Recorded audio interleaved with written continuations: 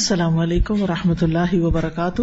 وعلیکم السلام ورحمۃ اللہ وبرکاتہ۔ کیا حال ہے سب کا؟ الحمدللہ نحمدہ ونصلی علی رسولہ الکریم، اما بعد فاعوذ باللہ من الشیطان الرجیم، بسم اللہ الرحمن الرحیم، رب اشرح لی صدری ویسر لی امری واحلل عقدۃ من لسانی یفقہوا قولی۔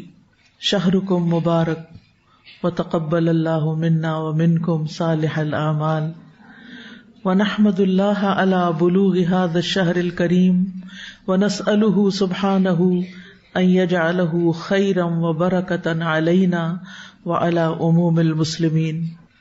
آپ کا یہ مہینہ بہت برکت والا مہینہ ہے، خیر و بھلائی سے بھرا ہوا مہینہ ہے، جتنی آپ چاہیں سمیٹ لیں۔ اللہ تعالی ہم سے اور آپ سے تمام نیک اعمال قبول فرمائے۔ ہم اللہ تعالیٰ کا شکر ادا کرتے ہیں اس افضل اور کرامت والے معزز مہینے کے آنے اور آ پہنچنے پر، اور ہم اللہ تعالیٰ سے دعا کرتے ہیں کہ اللہ تعالیٰ اس مہینے کو ہمارے لیے اور تمام مسلمانوں کے لیے بالعموم خیر و برکت والا بنا دے، ہر طرح کے شر سے محفوظ رکھے اور ہمیں زیادہ سے زیادہ عبادات کی توفیق عطا فرمائے۔ رمضان خیر و بھلائی کا موسم ہے، اور یہ ہم پر اللہ تعالیٰ کا ایک احسان ہے جس پر ہم اللہ تعالیٰ کے بے حد شکر گزار ہیں، کیونکہ اس مہینے میں انسان کو نیکیوں کا زیادہ موقع ملتا ہے، نیکیوں کی طرف رجحان زیادہ ہوتا ہے، گناہ معاف کر دیے جاتے ہیں، انسان کو زیادہ سے زیادہ خیر کے کام کرنے کی توفیق ہوتی ہے۔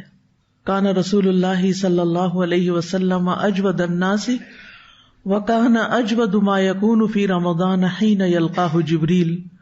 رسول اللہ صلی اللہ علیہ وسلم سب لوگوں سے زیادہ سخی دل والے تھے، اور خصوصاً رمضان میں جب آپ کی ملاقات جبریل امین سے ہوتی، یعنی جب آپ ان کے ساتھ قرآن کا دور کرتے تو آپ بہت سخاوت کرتے تھے، اور یہ سخاوت صرف مال کی نہیں بلکہ ہر طرح کی سخاوت، یعنی ہر نیکی کے کام میں کثرت، جتنا آپ رمضان سے پہلے کر رہے تھے اس سے زیادہ۔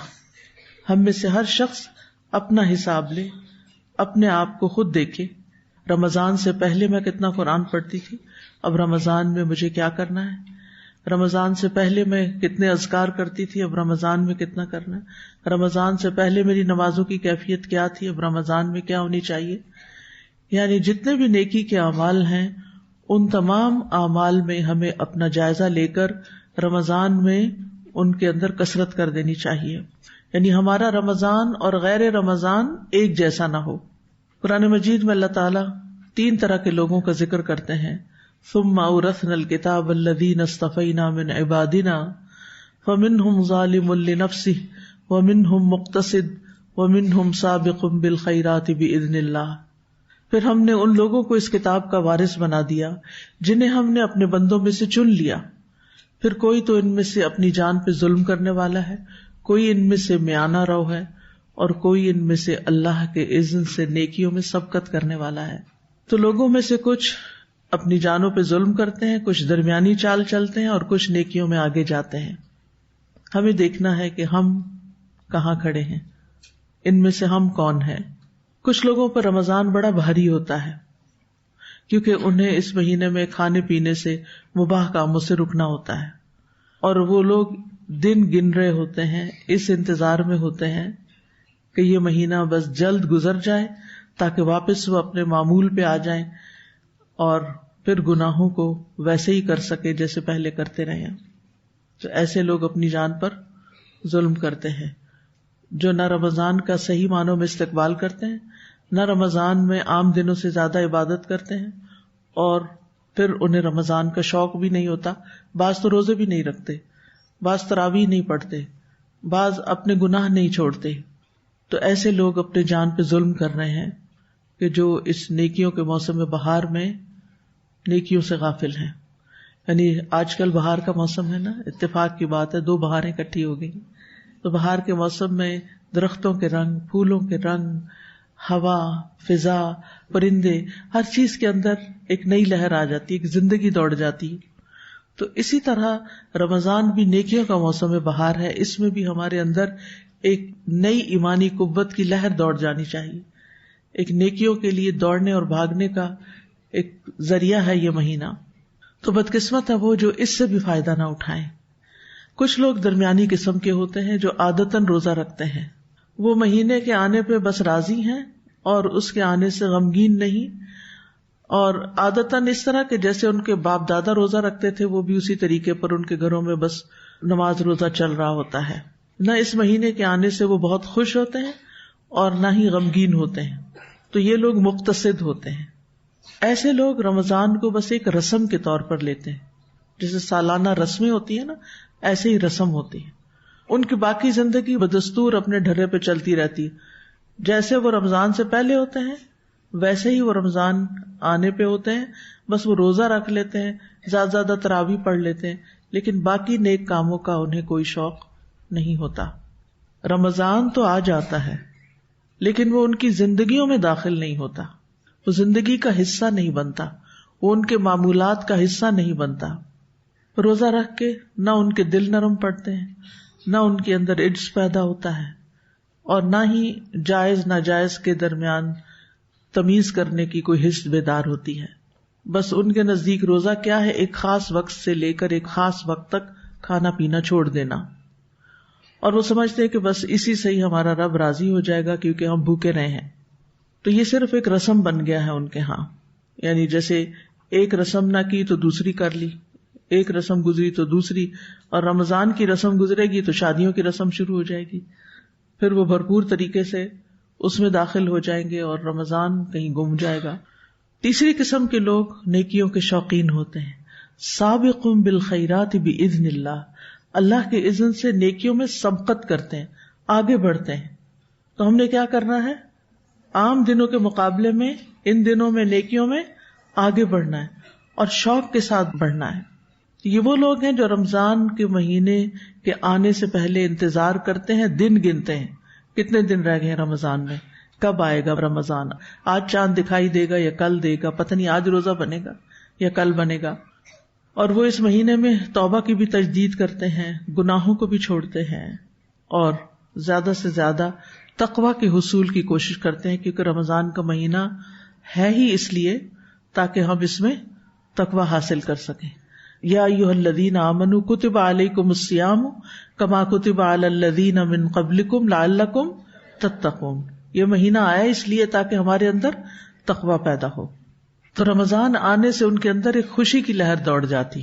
اب جب رات دیر سے رمضان کا پتہ چلا تو پھر کیسی لہر دوڑی ہم سب اپنا اپنا جائزہ لے سکتے ہیں. بالکل ایسے ہی جیسے کسی بچے کے پیدا ہونے کی خوشخبری آتی ہے تو آپ کھل اٹھتے ہیں. تو رمضان کا چاند پیدا ہو گیا، کہتے ہیں آج مون برتھ کا ڈے ہے.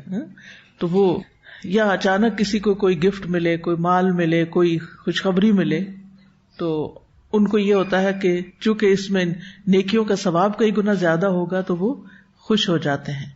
تو یاد رکھیے کہ روزہ اللہ سبحانہ تعالیٰ نے اس کی نسبت اپنی طرف کی ہے اور اس کا اجر بھی بہت بڑا بتایا ہے. لہٰذا یہ جو سابقون بالخیرات ہیں اس کے عظیم اجر کی وجہ سے یہ خوش ہوتے ہیں، اور خود بھی خوش ہوتے ہیں اور دوسروں کو بھی اس کی مبارک دیتے ہیں. رسمی مبارک نہیں، اللہ کے واسطے کہیں سے اسٹیکر اٹھا کے سارے کانٹیکٹس پہ اسٹیکر مت بھیجیں. اگر کچھ لکھنا ہے تو اپنے ہاتھ سے تھوڑا سا لکھ دیں، ورنہ سب کے لیے دعا کر دیں، اور جو آپ کی زندگی میں موجود ہیں بس ان کو مبارک دے دیں. کیونکہ یہ ایک ایسا رواج چل نکلا ہے جو بہت زیادہ وقت کے ضیاع کا باعث ہے. نمبر 1، آپ نیکی کا کوئی کام چھوڑیں گے تو تبھی وہ واٹس ایپ پر سارے کانٹیکٹس پر اسٹیکر پوسٹ کرتے جائیں گے. کچھ چھوڑیں گے تو پھر ہی کریں گے نا. تو آپ نے اپنا وقت ضائع کیا. اب میں صبح جب میں نے میسج کھولے تو 110 میسیجز تھے. اب آپ سوچئے میں اپنا لیکچر تیار کروں یا ان میسیجز کو رپلائی کروں، کیونکہ یہ بھی نہیں ہو سکتا کہ آپ میسج پڑھیں اور اس کے بعد پھر اس کو رپلائی نہ کریں. ایک اور دوسری مشکل یہ ہوتی ہے کہ جب لوگ سٹیکرز اور اس طرح کی چیزیں پوسٹ کر دیتے ہیں تو وہ کھلنے میں بھی دیر لگتی ہے، پہلے انتظار کرنا پڑتا ہے. اور بعض تو ویڈیو کی شکل میں ہوتے ہیں اور بعض ٹک ٹاک کے میسیجز ہوتے ہیں. یعنی اس قدر کوفت ہوتی ہے، اس قدر کہ میری طبیعت خراب ہونے لگتی ہے کہ میرا کتنا قیمتی وقت ضائع ہو رہا ہے. اور اگنور اس لیے نہیں کر سکتے کہ ہو سکتا ہے کسی جینوئن پرسن کا کوئی جینوئن سوال ہو جس کا جواب دے کر میں اس کو کوئی نیکی کما سکتی ہوں. تو اس لیے میرا خیال ہے کہ اس رسم سے بھی ہم سب کو باز آنا چاہیے. اور زیادہ سے زیادہ اگر آپ کسی کو یاد کرنا ہی چاہتے ہیں تو آپ اپنے ہاتھ سے کوئی ایسی بات لکھیں جو اس کے ایمان میں اضافے کا باعث بنے، جو اس کے ایمان میں اضافے کا باعث بنے. اس کو کوئی یاد دہانی ہو، اس کے لیے کوئی میسج ہو، تاکہ وہ اپنی کوئی اصلاح کر سکے یا اپنے عمل میں اضافہ کر سکے. لیکن رسم نہیں، رسم نہیں. یہ جو کارڈز لینے دینے کی رسم ہے نا، یہ بیسیکلی مسلمانوں کی رسم نہیں ہے، یہ غیروں سے ہمارے اندر آئی ہے. اور پھر آپ دیکھیں ویسے بھی فزیکلی بھی جب کارڈز ملتے ہیں ان کا انجام کیا ہوتا ہے، کتنے پیسے اس پہ خرچ ہو جاتے ہیں. اس کے برعکس یہ نہیں بہتر کہ اس کارڈ کی بجائے آپ ویسے کسی کی طرف سے وہ صدقہ کر دیں یا کسی غریب کو کچھ کھانے کی کوئی چیز لے دیں. تو ایسی چیزوں سے زندگی میں بچنے کی کوشش کریں، ایسی خریداری سے بچنے کی کوشش کریں کہ جس کا انجام محض ویسٹ ہو. یعنی بعض لوگ تو پڑھتے بھی نہیں ہیں اس کو، وہ پڑھ کے گھر میں کتنے آپ رکھ سکتے ہیں اور کتنے سنبھال سکتے ہیں. اور جب آپ سوچیں کہ 100-200 روپے، اب مجھے تو پتہ نہیں، میں تو کبھی خریدا نہیں، اس لیے اگر 200 روپے کا یا 500 روپے کا ایک کارڈ لے کے ایک شخص نے اس پہ عبارت پہلے سے لکھی ہوئی ہے اور آپ نیچے بس صرف اپنے سائن کر دیتے ہیں اور وہ اٹھا کے اس کو آگ میں ڈالتا ہے کہ یہ جلا دوں کیونکہ گھر میں اتنا جنک نہیں اکٹھا کر سکتا، تو یہ کیا ہوا؟ شعور سے کام لیں، عقل سے کام لیں. اس کارڈ کا انجام کیا ہوا؟ کیا انجام ہوا؟ آپ نے پیسے ضائع کیے، آپ نے اسراف کیا. آپ ایک اسٹکی نوٹ پہ، آپ ایک کاغذ کے اوپر کسی کو کوئی میسج لکھ کے دینا دے دیں، یا واٹس ایپ پہ، اب تو سب کے پاس ہی فون ہوتے ہیں، آپ اس کے اوپر میسج اچھا سا کر دیں. لیکن بیکار میں نہ اپنا وقت ضائع کریں نہ دوسرے کا. جب ہماری موت کا وقت ہوگا تو اس وقت ہم کسی کے ایسے میسج پڑھنے پسند کریں گے یا بھیجنے پسند کریں گے، یا صدقہ کرنے کی بجائے ایسے کارڈز اور ایسی فضول چیزیں خریدنے پہ صرف کریں گے؟ آپ کیا چاہیں گے کہ موت کے وقت آپ کے 500 روپے کس کو دیے جائیں؟ کارڈ خریدنے کو دیے جائیں یا کسی غریب کو دیے جائیں؟ کسی غریب کو دیے جائیں. تو ہمیں نہیں پتا اگلا لمحہ ہم پہ کیسا آنے والا ہے. تو زندگی کو وائزلی بسر کریں. آپ ہو سکتا ہے سوچے کہ بڑی شدت ہے، جذبات بھی تو ہوتے ہیں، محبت تو وہ ہوتی ہے جو آپ اپنے ایکشن سے ظاہر کرتے ہیں. محبت صرف کارڈ خرید کے بھیجنے سے تھوڑی ہوتی ہے. تو اس لیے بہت سمجھداری سے زندگی بسر کریں اور اچھے ٹرینڈ سیٹ کریں، اچھے رواج ڈالیں کہ جس سے نیکیوں اور خیر اور بھلائی کی طرف آگے بڑھیں. جو سابقون ہوتے ہیں وہ سابقون بالخیرات ہوتے ہیں، خیر اور نیکی اور بھلائی کے کاموں میں آگے بڑھنے والے ہوتے ہیں. تو یہ خود بھی خوش ہوتے ہیں اور دوسروں کو بھی مبارک دیتے ہیں. امام ابن رجب کہتے ہیں وہ کیسے خوش نہ ہوں جبکہ اس مہینے میں جنت کے دروازے کھول دیے جاتے ہیں اور جہنم کے دروازے بند کر دیے جاتے ہیں اور سرکش شیطان جکڑ دیے جاتے ہیں. یعنی کیوں نہ خوش ہوں؟ جنت کے دروازے کھلے ہیں، خوش ہونا چاہیے. جنت ہمیں پکار رہی ہے، اس کے لیے تیاری کرنا چاہیے. لیکن تیاری ایسے نہیں ہوگی کہ دنیا کے فضول کاموں میں وقت ضائع کر کے. اور جہنم کے دروازے بند کر دیے جاتے ہیں اور سرکش شیطان جگڑ دیے جاتے ہیں تاکہ وہ ہمیں پریشان نہ کریں. تو ہر عقل مند انسان ان خوشخبریوں کی وجہ سے اس مہینے کے آنے پہ خوش ہوتا ہے. ایسا ماحول بن جاتا ہے کہ انسان اللہ کی طرف پلٹنا آسان سمجھتا ہے. اور پھر یہ ہے کہ ہر رات اللہ تعالیٰ لوگوں کو جہنم سے آزاد کرتے ہیں. تو ہر رات دعا کرنی چاہیے کہ اللہ میری جان کو آپ جہنم سے آزاد کر دیں، مجھے جہنم سے بچا لیں. اور یہ ہر رات ہوتا ہے. اور یہ لوگ اتقا ہیں جو آگ میں کبھی داخل نہیں ہوں گے، جن کو آگ سے آزاد کر دیا جائے گا ایک دفعہ، تو پھر یہ جہنم میں داخل نہیں ہوں گے. کیونکہ کچھ لوگ جنت میں جائیں گے مگر جہنم سے ہو کر. تو ہمیں اس مہینے میں زیادہ سے زیادہ وقت توجہ کے ساتھ اپنی عبادت کی طرف گزارنا چاہیے. روزہ پچھلی شریعتوں میں بھی رہا ہے اور اللہ سبحانہ وتعالیٰ نے قرآن مجید میں اس کا ذکر کیا ہے. اور پھر یہ ہے کہ صفات مختلف رہی ہیں. حج بھی مختلف شریعتوں میں رہا ہے. ابراہیم علیہ السلام سے کہا گیا تھا وَأَذِّن فِي النَّاسِ بِالْحَجِّ. اور پھر یہ ہے کہ زکوٰۃ بھی مختلف شریعتوں میں رہی ہے. عیسیٰ علیہ السلام نے کہا تھا کہ وَأَوْصَانِي بِالصَّلَاةِ وَالزَّكَاةِ مَا دُمْتُ حَيًّا. تو بہرحال اللہ سبحانہ وتعالیٰ چاہتا ہے کہ ہم زیادہ زیادہ اس کے قریب آ جائیں، اور اس کے لیے اس نے یہ رمضان کا مہینہ رکھا ہے. اگر کوئی بندہ شکر گزار ہے تو اللہ تعالیٰ اس کو عذاب نہیں دینا چاہتا ما یفعل اللہ بعذابکم ان شکرتم وآمنتم وکان اللہ شاکرا علیما. اگر ہم نیک کام کرتے رہیں گے تو انشاءاللہ اللہ تعالیٰ کے غضب سے بچ جائیں گے. اور اس کے لیے ضروری ہے کہ ایک طرف نیکیاں کریں اور دوسری طرف اہم ترین چیز جو تقوی والی ہے. تقوی کا مطلب ہوتا ہے بچنا. کس چیز سے بچنا ہے؟ زبان کے غلط استعمال سے، رویے میں غلط چیزوں سے. کیونکہ نبی صلی اللہ علیہ وسلم نے فرمایا، بخاری کی حدیث ہے، من لم یدع قول الزور والعمل به فلیس للہ حاجۃ فی ان یدع طعامہ وشرابہ. جو شخص جھوٹ اور فریب کاری ترک نہ کرے تو اللہ کو اس کی کوئی ضرورت نہیں کہ وہ روزے کے نام سے اپنا کھانا پینا چھوڑ دے. تو روزہ صرف کھانا پینا چھوڑنے کا نام نہیں، بلکہ کس چیز کو چھوڑنا ہے؟ جھوٹ اور فریب کاری اور فضول کام، فضول باتیں، لغویات، بے مقصد باتیں. اور یاد رکھیے اللہ تعالیٰ کو ہمارے روزوں کی ضرورت نہیں ہے. اللہ تعالیٰ بے نیاز ہے. اللہ تعالیٰ کو ہماری اطاعت کی کوئی ضرورت نہیں. ہم اس کو نہ کوئی فائدہ پہنچا سکتے ہیں اور نہ ہی نقصان پہنچا سکتے ہیں. ہماری عبادت سے اس کی بادشاہت میں اضافہ نہیں ہوتا اور ہماری عبادت نہ کرنے سے اس کی بادشاہت میں کوئی کمی نہیں ہوتی. یہ تو ہماری زندگی کا مقصد ہے کہ ہم اس کی عبادت کریں. وما خلقت الجن والانس الا لیعبدون. تو رمضان کیوں آیا ہے؟ تاکہ ہم دن کو روزہ رکھیں، رات کو قیام کریں، اللہ تبارک و تعالیٰ کی کتاب کو پڑھیں، سمجھیں، تاکہ ہم متقین کے درجے تک پہنچ جائیں. خاص طور پر رمضان قرآن کا مہینہ ہے. شہر رمضان الذی انزل فیہ القرآن. امام مالک کے بارے میں آتا ہے جب رمضان داخل ہوتا تو وہ حدیث کی مجلس چھوڑ دیتے تھے، صرف قرآن کی طرف توجہ کرتے تھے. امام زہری بھی ایسے ہی کرتے.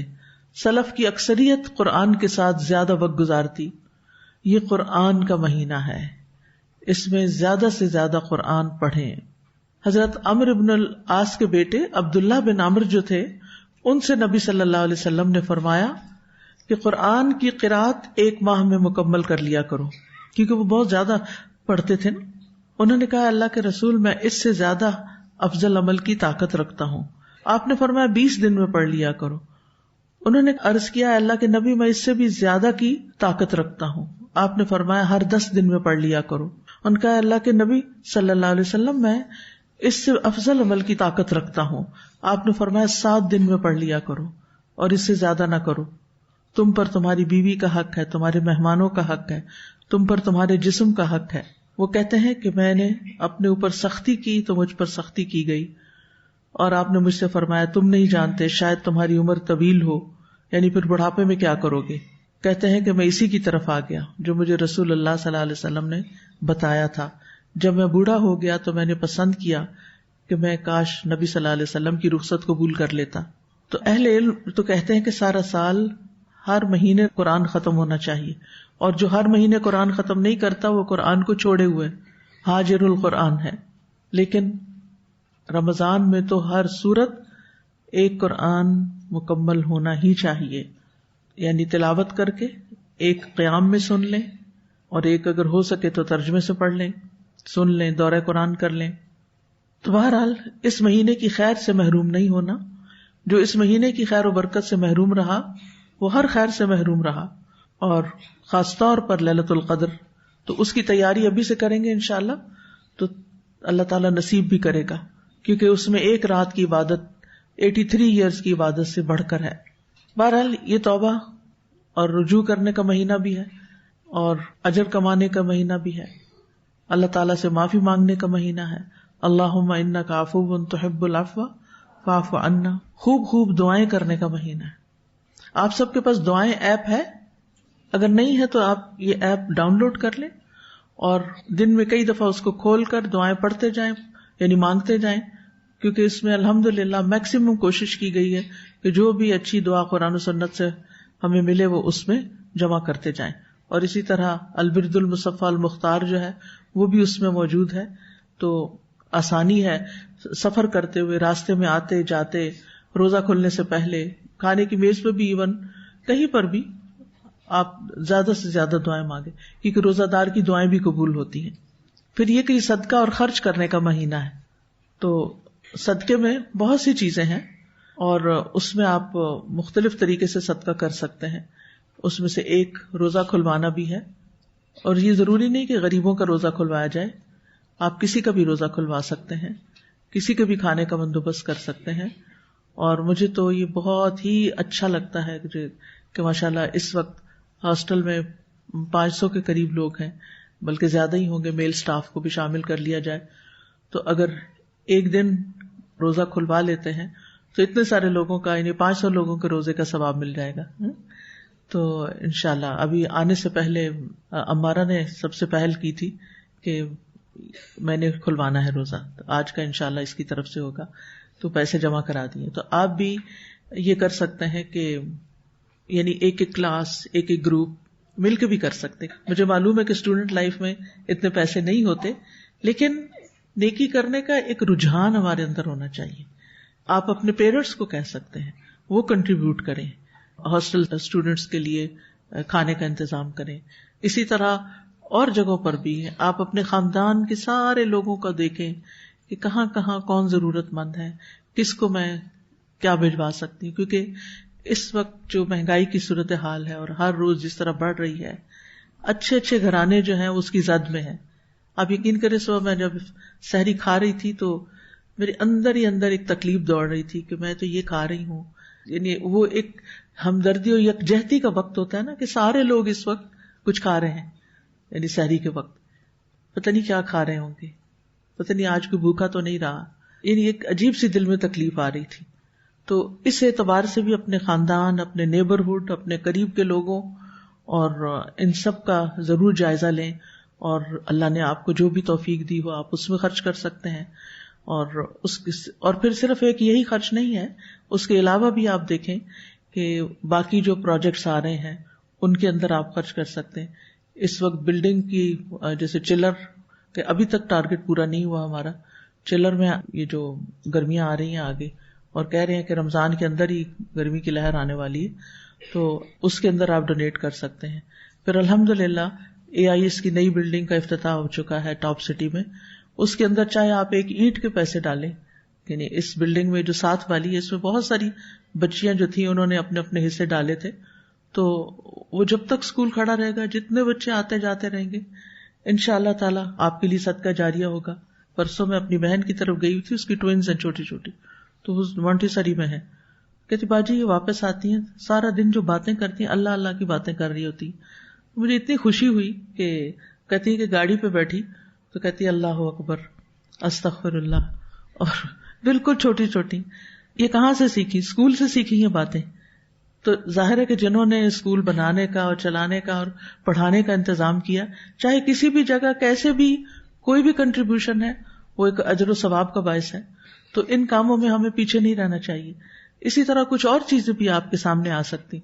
یعنی میں تو یہ دعا کرتی ہوں کہ یا اللہ جہاں ایسی ضرورت ہے نا تو آپ خود سامنے لے آ، جو جینوئن ضرورت ہو کسی کی.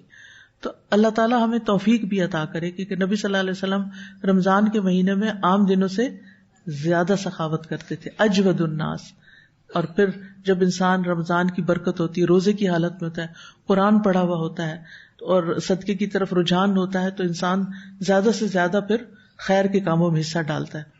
تو کچھ لوگوں کو میں نے دیکھا ہے کہ وہ مختلف کیٹیگریز بنا لیتے ہیں جو بھی ان کے پاس ہوتا ہے، اور پھر ہر کیٹیگری میں کچھ نہ کچھ ڈالتے جاتے ہیں.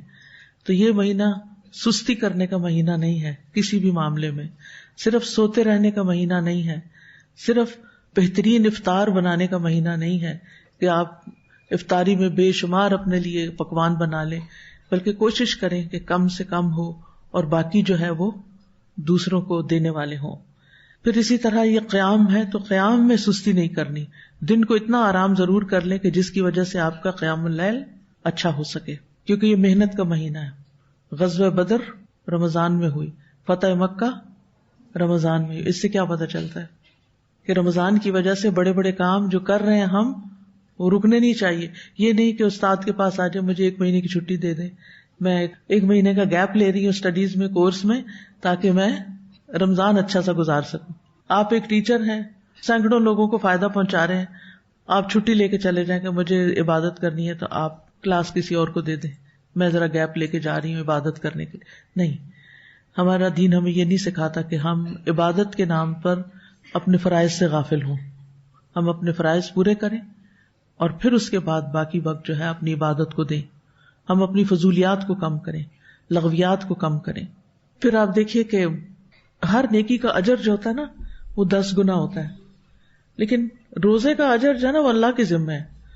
وہ گناہ سے نہیں ناپا گیا, وہ اللہ رب العزت نے دینا ہے, الغنی نے دینا ہے, الرحمن الرحیم نے دینا ہے. وہ کتنا ہوگا آپ سوچ ہی نہیں سکتے. لیکن اپنے روزے کو خوبصورت بنائیں, اس کے اندر کوئی ایسی چیز نہیں آنے دے کہ وہ جگہ جگہ سے پھٹا ہوا ہو. کہیں آپ نے کسی کو طنز کر دیا, کسی کو تکلیف دے دی, کسی کو کوئی بات سنا دی, کسی کے ساتھ کچھ کر دیا. نہیں, ضبط نفس. روزہ کیا سکھاتا ہے؟ سیلف کنٹرول, ضبط نفس. تو آپ نے ضبط نفس رکھنا ہے. کوئی آپ سے لڑائی کرنے بھی آ جائے تو آپ نے کہنا ہے انی صائم, میں روزے سے ہوں, میں نہیں لڑ سکتا. جواباً لڑائی نہیں کرنی کسی بھی میڈیا سے, اور خاص طور پر سوشل میڈیا, کیونکہ کچھ لوگوں نے یہ کھیل بنایا ہوا ہے کہ وہ ایک کمنٹ کرتا ہے اور جواباً اس سے بڑی اس کے اوپر یلغار آتی ہے اور برے برے لفظ, اور بعض لوگ تو گالیاں دینا شروع ہو جاتے ہیں ایک دوسرے کو. تو ان سب چیزوں میں بہت ہی احتیاط کرنی ہے. اور اگر بھوک لگے تو کیا سوچنا ہے, پیاس لگے تو کیا سوچنا ہے, تھکاوٹ ہو جائے تو کیا سوچنا ہے.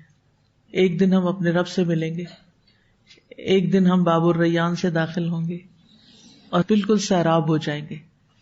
یہ آج کی بھوک اور پیاس کا بدلہ ہوگا. اس لیے میں نے اس کا ذکر بھی نہیں کرنا کہ مجھے پیاس لگی ہے, میں نے ذکر بھی نہیں کرنا کہ مجھے بھوک لگی ہے.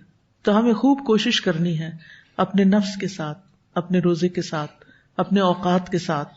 اور ٹارگٹ کیا ہونا چاہیے کہ دل میں تقویٰ پیدا ہو جائے. اس کی علامت کیا ہوگی کہ آپ کے دل کے اندر ایک اطمینان آ جائے گا.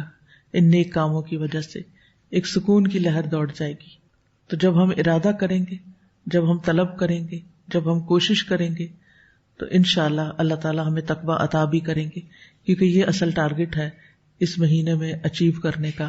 باقی سب تو ذرائع ہیں, چاہے وہ روزہ رکھنا ہے, چاہے وہ قرآن پڑھنا ہے, چاہے وہ ذکر کرنا ہے, چاہے وہ قیام اللیل ہے, چاہے وہ صدقہ خیرات ہے. یہ سارے ٹولز ہیں کچھ اچیو کرنے کے, اور وہ اچیومنٹ کیا ہونی چاہیے؟ تقویٰ. اور وہ تقویٰ کہاں ہے؟ دل میں. اور اپنے دل کو کون پہچانتا ہے؟ ہم خود. کہ اندر جھانک کے دیکھیں وہ پیدا ہو رہا ہے یا نہیں. یعنی پورا رمضان آپ نے اپنے اندر جھانکتے رہنا ہے, اپنا حساب کتاب کرتے رہنا ہے, تقویٰ آ رہا ہے یا نہیں. اور وہ آئے گا نا تو آپ کی زبان بھی درست ہوگی, آپ کے خیالات بھی درست ہوں گے, اور آپ کے اعمال بھی درست ہوں گے انشاءاللہ. اللہ تعالی ہمیں عمل کی توفیق عطا فرمائے, روزے کی, قیام کی, قرات کی, ذکر کی, صدقہ و خیرات کی. واللہ اعلم وصلی اللہ علی نبینا محمد. جو آپ نے بات کی, حدیث سنائی کہ صحابہ کرام جو تھے کہ 7 دن میں تک قرآن مجید ختم کر دیتے تھے. آج کلاس میں بھی ہم بات کر رہے تھے کہ ہماری ایکسٹرا ایکٹیویٹیز کون کون سی ہیں, ہمیں انہیں پہلے جج کرنا ہے کہ ہم نے کہاں کہاں وقت ضائع کر رہے ہیں. پھر جب ان کو لائن اپ کر لیتے ہیں تو پھر ان کی بجائے ہم قرآن لے آئیں تو ہم بھی ایزیلی قرآن مجید ختم کر سکتے ہیں اور پڑھ سکتے ہیں. وقت تو ہم نے خود ہی نکالنا ہے نا, وہ کہاں سے نکلے گا جب غیر ضروری چیزیں زندگی سے نکلیں گی. وَإِذْ قَالَ رَبُّكَ لِلْمَلَائِكَةِ إِنِّي جَاعِلٌ فِي الْأَرْضِ خَلِيفَةً قَالُوا أَتَجْعَلُ فِيهَا مَن يُفْسِدُ فِيهَا وَيَسْفِكُ الدِّمَاءَ وَنَحْنُ نُسَبِّحُ بِحَمْدِكَ وَنُقَدِّسُ لَكَ قَالَ إِنِّي أَعْلَمُ مَا لَا تَعْلَمُونَ. وَعَلَّمَ آدَمَ الْأَسْمَاءَ كُلَّهَا ثُمَّ عَرَضَهُمْ عَلَى الْمَلَائِكَةِ فَقَالَ أَنبِئُونِي بِأَسْمَاءِ هَؤُلَاءِ إِن كُنتُمْ صَادِقِينَ. قَالُوا سُبْحَانَكَ لَا عِلْمَ لَنَا إِلَّا مَا عَلَّمْتَنَا إِنَّكَ أَنْتَ الْعَلِيمُ الْحَكِيمُ. قال يا آدم أنبئهم بأسمائهم فلما أنبأهم بأسمائهم قال ألم أقل لكم إني أعلم غيب السماوات والأرض وأعلم ما تبدون وما كنتم تكتمون وإذ قلنا للملائكة اسجدوا لآدم فسجدوا إلا إبليس أبى واستكبر وكان من الكافرين وقلنا يا آدم اسكن أنت وزوجك الجنة وكلا منها رغدا حيث شئتما ولا تقربا هذه الشجرة فتكونا من الظالمين فأزلهما الشيطان عنها فأخرجهما مما كانا فيه وقلنا اهبطوا بعضكم لبعض عدو ولكم في الأرض مستقر ومتاع إلى حين نحمده ونصلي على رسوله الكريم اما بعد فاعوذ بالله من الشيطان الرجيم بسم الله الرحمن الرحيم رب اشرح لي صدري ويسر لي امري واحلل عقدة من لساني يفقهوا قولي الحمد لله ذي العز والكرم بارئ النسم واسع الفضل والنعم احمد ربي واشكره على آلائه التي نعلم والتي لا نعلم لا الہ الا اللہ وحدہ لا شریک لہ العز الاکرم۔ ہر قسم کی حمد اللہ کے لیے ہے، ہر قسم کی تعریف اللہ کے لیے ہے جو قوت اور کرم والا ہے، روحوں کو پیدا کرنے والا، وسیع فضل اور نعمتوں والا ہے۔ میں اپنے رب کی حمد کرتی ہوں اور اس کی نعمتوں پر شکر ادا کرتی ہوں، جن کو ہم جانتے ہیں اور جن کو ہم نہیں جانتے۔ اللہ کے سوا کوئی معبود برحق نہیں، وہ اکیلا ہے، اس کا کوئی شریک نہیں، وہ سب سے زیادہ طاقتور اور سب سے زیادہ کرم کرنے والا ہے۔ نحن نقص عليك أحسن القصص بما أوحينا إليك هذا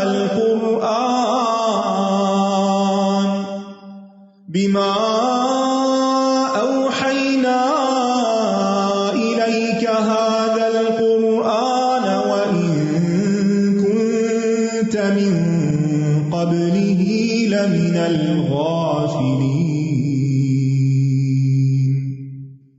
کل ہم بات کر رہے تھے وسوسوں کی حقیقت کے بارے میں، کیونکہ شیطان نے وسوسے ڈال کر آدم اور حوا کو اس مقام سے اتار دیا جس پر وہ تھے اور جس جگہ وہ تھے۔ تو وسوسہ کا لغوی معنی ہوتا ہے مخفی آواز یا کلام۔ وسوسہ ایسی پوشیدہ حرکت یا آواز کو کہتے ہیں جسے محسوس نہ کیا جا سکے، دل میں آنے والی ایسی بات جس کا کوئی فائدہ نہ ہو، برے اور گھٹیا قسم کے خیالات۔ اور وسواس شکاری کے پاؤں کی آہٹ کو بھی کہتے ہیں، کیونکہ وہ بھی بہت دبے پاؤں آتا ہے کہ جس کو شکار کیا جاتا ہے اسے پتہ بھی نہیں چلتا۔ شریعت میں وسوسے کی تعریف یہ ہے کہ یہ وہ خیال ہے جو انسان کے ذہن اور دل میں گھومتا رہتا ہے، یعنی بار بار خیال آتا رہتا ہے۔ خیالات سینے سے ہوتے ہوئے دل میں داخل ہوتے ہیں، اور سینہ دل کی طرف داخل ہونے کی جگہ ہے، یعنی ایک دہلیز کی طرح ہے، جیسے دروازہ ہوتا ہے نا، یعنی مین ڈور سے پہلے جو دہلیز ہوتی ہے جہاں پر اندر جانے سے پہلے انسان کھڑا ہوتا ہے، تو پہلے یہاں پر آتے ہیں اور پھر یہاں سے آگے جاتے ہیں، جیسے آتا ہے نا الذی یوسوس فی صدور الناس، سینے پہ ڈالتا ہے اور پھر سینے سے وہ دل میں چلے جاتے ہیں۔ جب کوئی چیز دل تک چلی جاتی ہے تو وہ کہاں تک پہنچتی ہے؟ کہاں تک پہنچتی ہے؟ سارے اعضاء تک۔ جیسے خون جب پمپ ہوتا ہے تو کہاں کہاں تک جاتا ہے؟ کوئی جگہ نہیں بچتی جسم کی جہاں تک وہ نہ پہنچے، کیونکہ اگر کسی حصے میں خون نہیں پہنچتا تو وہ حصہ مر جاتا ہے، ڈیڈ ہو جاتا ہے، خراب ہو جاتا ہے، کاٹنا پڑتا ہے. تو شیطان دل میں داخل ہوتا ہے اور پھر جو چاہتا ہے وہاں ڈالتا ہے، اور پھر ایسے ایسے وسوسے ڈالتا ہے جو انسان کے لیے تکلیف دہ ہوتے ہیں. پھر وہ وسوسے جو انسان کو لاحق ہوتے ہیں وہ بیماری کے اعتبار سے، اپنے پیدا ہونے کے مقامات کے اعتبار سے، اپنے اثرات کے لحاظ سے ایک درجے میں نہیں ہوتے. کچھ وسوسے ہوتے ہیں جو انسان کو حرام کاموں کے ارتکاب کرنے اور ان کو مزین کر کے ان کی طرف دعوت دیتے ہیں، اور یہی وسوسے سب سے خطرناک ہوتے ہیں جو انسان کو غلط کاموں کے ارتکاب کا حکم دیتے ہیں اور برے کاموں کو ان کے لیے مزین کرتے ہیں. اور ان کے جاری ہونے کے 3 مقامات ہوتے ہیں. نمبر 1 نفس امارہ، اس سے مراد برائی کا حکم دینے والا نفس. نمبر 2 شیاطین، جو جنات کے شیاطین ہیں. اور نمبر 3 انسانوں کے شیاطین، یعنی وسوسے نفسانی بھی ہوتے ہیں، اپنے اندر سے بھی اٹھتے ہیں، جنات کی طرف سے بھی ہوتے ہیں، اور بنی آدم کی طرف سے بھی ہوتے ہیں. جہاں تک نفس کا تعلق ہے تو نفس کی 3 اقسام ہیں. ایک ہے نفس امارہ جو برائی کا حکم دیتا ہے، ایک ہے نفس لوامہ جو پھر ملامت کرتا ہے کہ نہیں یہ غلط چیز ہے، نہیں کرنا چاہیے، اور اگر انسان رک جاتا ہے تو پھر آخر میں ملتا ہے کون؟ نفس مطمئنہ، انسان کا دل مطمئن ہو جاتا ہے. تو انسان کے اپنے ہی اندر اس کا دشمن تاک لگائے بیٹھا ہے جس کا نام نفس ہے. یہی نفس برائی کی طرف راغب کرتا ہے، کبھی ملامت کرتا ہے اور کبھی منفی طاقتوں سے محفوظ ہو کر مطمئن ہو جاتا ہے. یہی نفس وسوسوں اور عام خیالات کو پروسیس کرتا ہے. نفس کیا کرتا ہے؟ خیالات کو پروسیس کرتا ہے. شیطان صرف اپنی قوت سے کچھ نہیں کر سکتا، یعنی شیطان آپ کا کچھ نہیں بگاڑ سکتا جب تک آپ کا اپنا نفس اس کا ساتھ نہ دے، وہ ریسیپینٹ نہ ہو.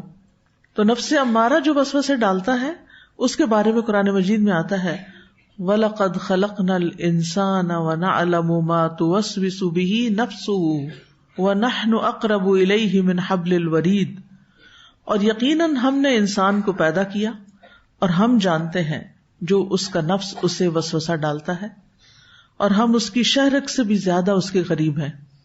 تو اللہ تعالیٰ کیا فرمانے سورۃ قاف کی اس آیت میں؟ ہم جانتے ہیں کیا؟ جو انسان کا نفس انسان کے دل میں وسوسے ڈالتا ہے. وَلَقَدْ خَلَقْنَا الْإِنسَانَ، ہم نے انسان کو بنایا، ہمیں پتا ہے. وَنَعْلَمُ، اور ہم جانتے ہیں مَا تُوَسْوِسُ بِهِ نَفْسُهُ، جو اس کا نفس اسے وسوسہ ڈالتا ہے. تو اس سے کیا پتا چلتا ہے کہ انسان کے اندر کچھ وسوسے کہاں سے آتے ہیں؟ اس کے اپنے نفس کی طرف سے. یہی نفس انسان کا بہت بڑا دشمن ہے، لیکن اگر اس کا تزکیہ کر لیا جائے، اسے مثبت راہ پہ لگا دیا جائے، اس کے ناجائز مطالبات نہ مانے جائیں، تو آہستہ آہستہ یہی نفس مطمئنہ بن جاتا ہے اور انسان ان لوگوں میں شامل ہو جاتا ہے جن سے اللہ راضی ہے اور وہ اللہ سے راضی. دوسرے وسوسوں کا مصدر یا سورس شیطان ہے یا جنوں کے شیاطین. اس کی دلیل کیا ہے؟ سورۃ طٰہٰ کی آیت فَوَسْوَسَ إِلَيْهِ الشَّيْطَانُ قَالَ يَا آدَمُ هَلْ أَدُلُّكَ عَلَى شَجَرَةِ الْخُلْدِ وَمُلْكٍ لَا يَبْلَىٰ. تو شیطان نے اس کی طرف وسوسہ ڈالا، کہنے لگا اے آدم، کیا میں ہمیشگی کی زندگی کے درخت اور اس بادشاہت پر تمہاری رہنمائی کروں جو کبھی پرانی نہ ہوگی؟ تو یہ کس کی طرف سے تھا وسوسہ؟ فَوَسْوَسَ إِلَيْهِ الشَّيْطَانُ. تیسرا ہوتا ہے انسانوں کی طرف سے، جو انسان نما شیطان ہوتے انسان ہیں لیکن اصل میں شیطان ہی ہوتے ہیں، انسانی شیطان. اس کے بارے میں قرآن مجید میں آتا ہے الذی یوسوس فی صدور الناس من الجنۃ والناس، جو لوگوں کے سینوں میں وسوسہ ڈالتا ہے خواہ جنوں میں سے ہو یا انسانوں میں سے. تو کچھ وسوسے اور برے خیالات ہمارے اندر انسان ڈال دیتے ہیں، ہمیں ڈراتے ہیں، خوف زدہ کرتے ہیں، ہمیں اچھے کاموں سے روکتے ہیں، یا کوئی کام ہم کرنے جا رہے ہوں تو ہمارے دل میں ایسا خیال ڈال دیتے ہیں کہ جس سے یعنی شبہات، شکوک. تو اگر دیکھا جائے تو اصل جو سورس ہے نا وہ شیطان ہی ہے، یعنی اصلاً وسوسے شیطان ہی کی طرف سے ہوتے ہیں جو انسان کو نقصان دیتے ہیں اور اس کے دین کو بگاڑ دیتے ہیں. شیطان جو ہوتا ہے وہ نفس کو ٹارگٹ کرتا ہے اور نفس پھر انسان کی طرف جاتا ہے. تو نفس سے بھی جو وسوسے ہوتے ہیں وہ بھی دراصل اس کی فیڈ کہاں سے آ رہی ہوتی ہے؟ شیطان کی طرف. اور جو دوسرے انسان شیطان بن کے ہمارے پاس آ جاتے ہیں ان کے پیچھے بھی کون لگا ہوتا ہے؟ شیطان. تو اصل دشمن پھر کون ہے؟ شیطان. تو یہ وسوسے انسان کو نقصان دیتے ہیں. اس لیے پوری ایک سورت ہے اس پر جس میں وسوسوں سے بچنے کی دعا بتائی گئی ہے. قل اعوذ برب الناس ملک الناس الہ الناس من شر الوسواس الخناس الذی یوسوس فی صدور الناس من الجنۃ والناس. آپ کہہ دیجئے میں پناہ لیتا ہوں انسانوں کے رب کی، انسانوں کے بادشاہ کی، انسانوں کے معبود کی، وسوسہ ڈالنے والے کے شر سے جو بار بار پلٹ کر آتا ہے. وہ جو لوگوں کے سینوں میں وسوسہ ڈالتا ہے، خواہ جنوں میں سے ہو یا انسانوں میں سے. تو مجاہد کہتے ہیں اس آیت کے بارے میں من شر الوسواس الخناس کہ یہ شیطان ہے جو دل پر چھایا ہوا ہے. جب انسان اللہ کا ذکر کرتا ہے تو پیچھے ہٹ کر سکڑ جاتا ہے، اور جو ہی انسان غافل ہوتا ہے تو وہ اس کے دل پہ پھیل جاتا ہے، چوڑا ہو جاتا ہے. تو لازم ہے کہ انسان پھر دل ہی دل میں اللہ کو یاد کرتا رہے، اور اس طرح انسان کس سے بچ جاتا ہے؟ شیطان کے وسوسوں سے. اور آپ دیکھیے کہ قرآن مجید کا اختتام ہو رہا ہے اس سورت پر، جس سے کیا پتہ چلتا ہے کہ اگر ہم قرآن پر عمل کرنا چاہتے ہیں تو ہمیں کس سے بچنا ہوگا؟ وسواس سے، وسوسے سے، خناس سے، شیطان سے. کیونکہ وسواس الخناس جو ہے بار بار وسوسہ ڈالتا ہے، یعنی ایک دفعہ ہی نہیں صرف ڈالتا، ایک دفعہ ڈالتا ہے پھر دوبارہ آتا ہے، پھر دوبارہ آتا ہے. چونکہ یہ بار بار پلٹ کے آتا ہے اس لیے بڑا خطرناک ہے. اور بعض اوقات انسان کے دل میں وہ ایسی بات چھوڑ جاتا ہے کہ بندے کو سمجھ ہی نہیں آتی کہ یہ شیطان نے ڈالی ہے. مثلاً کسی کے بارے میں بدگمانی، یا کسی کے بارے میں کوئی برا خیال. کوئی شخص جا رہا ہے آپ کے سامنے سے، آپ اس کی چال کو دیکھتے ہیں، فوراً آپ کا ذہن کدھر چلا جاتا ہے؟ آپ اس کو جانتے نہیں، کچھ بھی نہیں، لگتا ہے یہ کوئی اچھا انسان نہیں کیونکہ یہ پاؤں گھسیٹ کے چل رہا ہے، یا کوئی اور وجہ تلاش کر لیں گے. ایک انسان گزرا تھا آپ کے پاس سے، آپ چپ رہتے، کوئی بھی ججمنٹ پاس نہ کرتے، اس کو تو نہیں دی، نہ کسی اور کو، اپنے دل کو دی. لیکن وہ دل پھر قلب سلیم نہ رہا نا، اس کے اوپر آپ نے ایک چرکا لگا دیا. اور پھر دوسری طرف اگر کوئی ساتھ بیٹھا ہے تو آپ لازماً اس کے ساتھ شیئر کریں گے. کل میں کسی کے ساتھ جا رہی تھی تو جو بچہ ڈرائیو کر رہا تھا، راستے میں آپ کو پتا ہے کہ کچھ ڈرائیور جو ہوتے ہیں وہ کیئر لیس ہوتے ہیں، بعض اوقات ایسی حرکت کوئی کر جاتے ہیں کہ ایکسیڈنٹ بالکل قریب ہوتا ہے. تو اس نے فوراً کہا کہ یہ بے وقوف لگتا ہے. میں نے کہا بس یہی بس، یہ لفظ دوبارہ نہیں بولنا. میں نے کہا اس کو پتا چلا کہ وہ بے وقوف ہے. میں نے کہا کہ نتیجہ کیا ہوا؟ کرام کاتبین نے تمہارا یہ لفظ تمہارے اعمال نامے میں لکھ لیا. اب کیا ہوگا؟ قیامت کے دن جب تم اپنا اعمال نامہ دیکھو گے تو اس میں یہ بے وقوف لفظ کسی شخص کے لیے لکھا ہوگا جو تمہارے لیے ان نون ہے. تمہارا نامہ اعمال کالا ہوا ہے. کہتے نہیں، میں ہمیشہ بہت لوگوں کے ساتھ نرمی سے پیش آتا ہوں، کام رہتا ہوں، میں نے کبھی کسی کے ساتھ زیادتی نہیں کی، لیکن بس میں ڈرائیونگ کرتے ہوئے تھوڑا سا یہ ہو جاتا ہوں، اینکشس ہو جاتا ہوں، تو میرے منہ سے کبھی کوئی ایسا لفظ نکلے. ان کا بس آج کے بعد نہیں نکالنا، کیونکہ جس کے لیے نکال رہے ہو، اگر اس کی نصیحت کے لیے نکال رہے ہو کہ تم نے یہ بیوقوفی کی، تو اس کو تو پتہ ہی نہیں چلا. کیونکہ بعض اوقات کوئی ہمارے ساتھ نہیں بیٹھا ہوتا، ڈرائیونگ کرتے ہوئے خود سے خود فلاں فلاں فلاں ایسا ویسا ایسا ویسا، کچھ لوگ بولے چلے جاتے ہیں، یعنی ٹریفک میں تبصرے کرتے چلے جاتے ہیں. کسی نے آپ کی ڈیوٹی تو نہیں لگائی ہوئی ہے، کیا ضرورت ہے کوئی ضرورت؟ اس کی بجائے کیا کریں؟ اللہ کا ذکر کرتے رہیں. تو بعض اوقات انسان ایسی باتیں سوچتا ہے جس کی ضرورت نہیں ہوتی، اور اس کو پتہ ہی نہیں ہوتا کہ شیطان کیا کر گیا آگے. اور بعض اوقات ایسی باتیں بولتا ہے جس کی ضرورت نہیں ہوتی، لیکن ہمیں پتہ بھی نہیں چلتا کہ ہم کیا کہہ گئے. مشکل یہ ہے. اب آپ کہتے ہوں گے کہ اب کسی کے بارے میں برا خیال آ جانا، اس پہ تو کوئی کنٹرول نہیں، اور ہم خود تو نہیں سوچتے، شیطان ڈال دیتا ہے، تو پھر کیا اس پہ پکڑ ہوگی؟ نہیں. اگر آپ بس ایک خیال آیا اور چلا گیا تو ایک وسوسہ تھا، جب تک آپ زبان پہ نہیں لائے نا وسوسہ جب تک زبان پہ نہیں آتا تو کیا ہے؟ پکڑ نہیں، الا یہ کہ آپ اس کو اتنا زیادہ لا رہے ہیں کہ وہ آپ کا یقین بن گیا ہے اور آپ نے اپنے دل میں اس چیز کو پکا کر لیا ہے، اور پھر آپ کے ریاکشنز اس کے تابع ہو گئے ہیں. کل میں نے آپ کو ایک ایکٹیویٹی دی تھی، پتہ نہیں آپ نے کی یا نہیں. اگر کی کہ میرا سب سے بڑا چیلنج کیا ہے، میری سب سے بڑی خامی کیا ہے، میری سب سے بڑی مشکل کیا ہے، اور اس کے پیچھے ریزنز کیا ہیں، اور میں نے کہا تھا کہ لکھیں ان کو. اور اگر آپ نے لکھا تو پھر آپ اپنے آپ کو مزید انالائز کر سکتے ہیں. وہ کیسے؟ مثلاً آپ لکھتے ہیں کہ میرا سب سے بڑا چیلنج یہ کہ مجھے غصہ بہت آتا ہے، بہت غصہ آ جاتا ہے. یہ اکثر لوگوں کا مسئلہ ہے یا نہیں؟ یہ غصہ ایسے ہی نہیں آ جاتا، اس کے پیچھے کچھ وجوہات ہوتی ہیں، اور ہر ایک پر نہیں آتا، مخصوص لوگوں پر ہی زیادہ آتا ہے، اس کی بھی کچھ وجوہات ہوتی ہیں. مثلاً آپ کی فرینڈ آپ کو کوئی نیگیٹو ریمارک دے دے، آپ غصہ کرتے ہیں؟ نہیں، آپ ہنس کے ٹال دیتے ہیں. گھٹیا باتیں مجھے تو کبھی پسند نہیں آئی، نہ کرنی نہ سننی. ہنسی مذاق میں تم بڑی مین ہو، یہ کہتے ہیں نا لوگ، ایک دوسرے کو کہہ جاتے ہیں. کبھی سن لیتے ہیں ہم، یہ نہیں مین ہو بس ٹھیک ہے، اچھا کیونکہ دوست ہے نا تو اس نے ایسے ہی کہہ دیا بس، تو ہنس دیتے ہیں. یہی لفظ جب ہم کسی اجنبی کو کہتے ہیں پھر کیا ہوتا ہے؟ کوئی اجنبی ہمیں کہہ دیتا ہے، کوئی انو، مثلاً آپ کینٹین میں کھڑے تھے، پیچھے سے کسی نے کہا یہ جو آگے کھڑی ہے نا یہ بڑی مین ہے، یہ دیکھو کیسے لڑائی کری، اور آپ نے سن لیا. اب آپ کیا کریں؟ سیم کمنٹ تھا، ایک جگہ آپ نے غصہ بالکل نہیں کیا اور ایک جگہ آپ نے غصہ کیا. وجہ کیا تھی؟ ایک جگہ آپ کی محبت تھی اور ایک جگہ آپ کا کوئی تعلق نہیں تھا. اب آپ اس کو انالائز کریں کہ میں ایسا کیوں کرتی ہوں.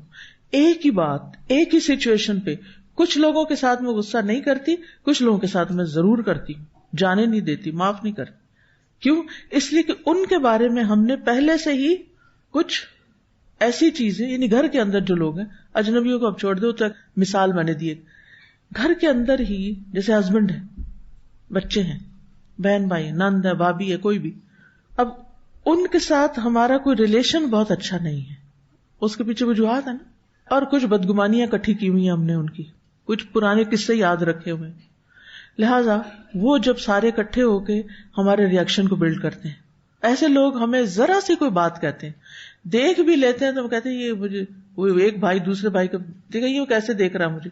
وہ کچھ پاسٹ ایکسپیرینس ہوتے ہیں جن کی بنا پہ ہمارا ایک امیج بن چکا ہوتا ہے، لہٰذا ہمیں وہ نظر بھی اچھی نہیں لگتی، بولنا تو دور کی بات. کچھ لوگ ہمیں بڑی بڑی باتیں کہہ جاتے ہیں تو ہمارا رسپانس کچھ اور ہوتا ہے، اور کچھ لوگوں کی چھوٹی سی بات پہ ہمارا رسپانس اوور ریئیکٹ کر جاتے ہیں، ہم بہت مختلف طرح کا ہوتا ہے. اب اس کو آپ نے دیکھنا ہے. باہر کے تو چھوڑے، گھر کے اندر جس کے ساتھ آپ کرتے ہیں. اب اگر آج آپ نے روزہ ہے نا تب تو غصہ نہیں کرنا، تو اگر پھر بھی شام کو ہو گیا، یعنی جیسے بچوں کے ساتھ ہو گیا، آپ نے اپنے لیے پھر سوچنا ہے، یعنی بچے نے کچھ کر دیا، گند پھیلا دیا، کوئی چیز توڑ دی، کچھ کر دیا، کیا غصہ کیا ہے؟ اصل میں آپ کا رسپانس ہے کسی کے ایکشن پر، کسی کے جیسچر پر، کسی کی بات پر، کسی کے کسی سٹائل پر، کسی کے کسی عمل پر. تو آپ نے اپنے آپ سے پوچھنا ہے کہ کیا میرا رسپانس اس شخص کے لیے اس سے بہتر ہو سکتا ہے؟ ہو سکتا ہے تو کیسے ہو سکتا ہے؟ پھر آپ کو تھوڑی سی اور مینٹل ایکسرسائز کرنی پڑے گی کہ اس شخص کی، چلو ہسبینڈ ہی لے لیتے، اس شخص کی کون کون سی باتوں نے مجھے ہرٹ کیا ہوا ہے، ان سب کو لکھ لیں، لکھ کے بے شک پھاڑ کے بعد میں پھینک دیں. یعنی ابھی آپ تھوڑا سا ایکسرسائز کریں. لکھنے سے پتہ کیا ہوتا ہے؟ انسان کے تھاٹس وہ ہو جاتے ہیں، آرگنائز ہو جاتے ہیں. کہ تھاٹس کو آرگنائز کرنے کے لیے اس شخص کی اس بات نے میرے ساتھ، اس وجہ سے میں اس کے ساتھ ہی کرتی ہوں.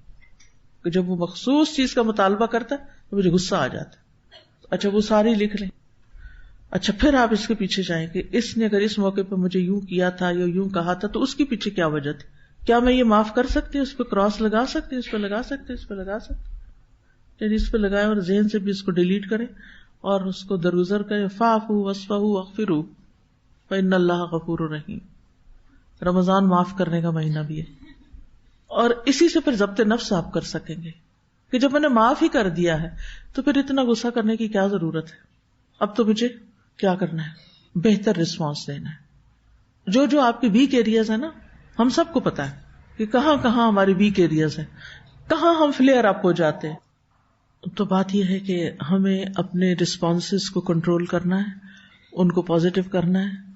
اور ادفع باللتی احسن، 2 لفظوں میں قرآن نے ہمارا سارا اخلاق ٹھیک کر دیا. یہ صرف یہ 2 لفظ یاد رہیں گے، ادفع باللتی یا احسن. چلو 4 لفظ بن جاتے ہیں چھوٹے چھوٹے ملا کے. احسن طریقے سے جواب دینا ہے.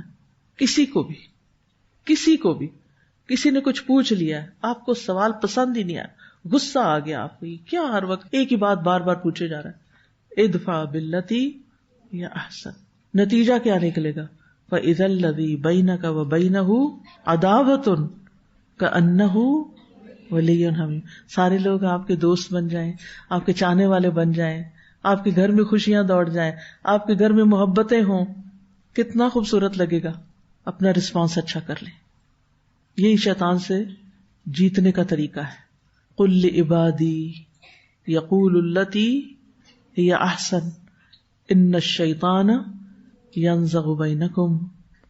میرے بندوں سے کہہ دیجئے کیا؟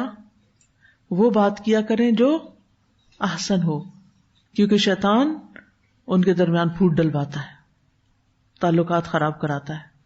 اور سب سے زیادہ کس کے درمیان کرتا ہے؟ میاں بیوی کے درمیان. کیونکہ اگر ماں باپ ہی لڑتے رہیں گے تو بچے تو خود ہی متاثر ہو جائیں گے نا. تو ان کو لڑاؤ جو سب کے لیے مصیبت کھڑی کریں.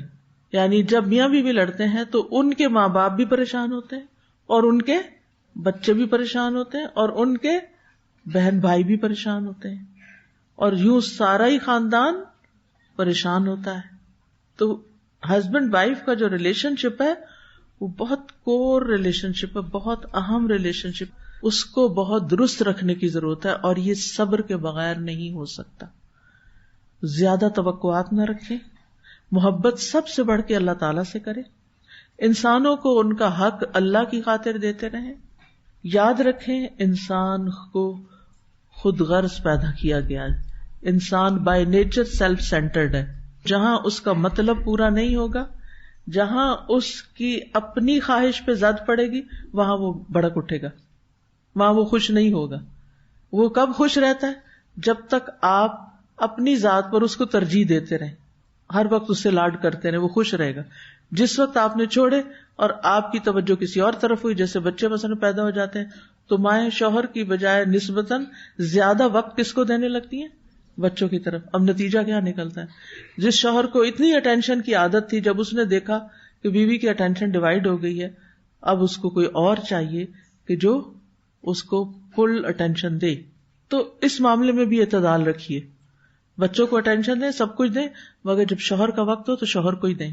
تو یہ چھوٹی چھوٹی زندگی گزارنے کی چیزیں ہیں جن میں جب بیلنس بگڑتا ہے نا تو پھر خرابیاں پیدا ہو جاتی ہیں، تعلقات خراب ہو جاتے ہیں. اور اگر خراب ہو جائیں، جیسے انسان صحت مند ہوتا ہے تو سب کچھ ہضم کر رہا ہوتا ہے، سب کچھ ٹھیک چل رہا ہوتا ہے. بیمار ہو جائے، منہ کڑوا ہو جاتا ہے، زبان کڑوی ہو جاتی. پھر کڑوی زبان ہو تو بولے تو کیا ہوتا ہے، اور کھائے تو کیا ہوتا ہے، کچھ بھی اچھا نہیں لگتا نا. پھر انسان فرائض سے غافل ہوتا ہے، نمازیں اس کی خراب ہوتی ہیں، عبادتیں اس کی خراب ہوتی ہیں. جسم کے اندر جو معتدل نظام تھا وہ بگڑا ہے. اس وجہ سے ریلیشن شپ میں بھی اعتدال نہیں رہتا تو بگاڑ آتا ہے. اور ایک بات اگر یاد رہے نا انسان کو کہ جس سے بھی محبت کرنی ہے اللہ ہی کی خاطر کرنی ہے. اگر وہ رسپانس دیتا ہے ٹھیک ہے، نہیں دیتا تو کوئی بات نہیں. اگر ہم اس پہ اپنا مال خرچ کر رہے ہیں تو بھی اللہ ہی کی خاطر خرچ کریں. بعض اوقات خواتین اپنی تنخواہ اور اپنی کمائی بھی میاں کو پکڑا دیتے ہیں تاکہ وہ خوش رہے، لیکن وہ پھر بھی خوش نہیں رہتا اور وہ آپ کا پیسہ بھی کہیں اور لگانے لگتا ہے. انسان سوچتا ہے کر میں رہا ہوں محنت اور فائدہ کوئی اور اٹھا. وآخر دعوانا ان الحمد للہ رب العالمین. سبحانک اللہم وبحمدک، اشہد ان لا الہ الا انت، استغفرک واتوب الیک. السلام علیکم ورحمۃ اللہ وبرکاتہ. فاقصص القصص لعلهم يتفكرون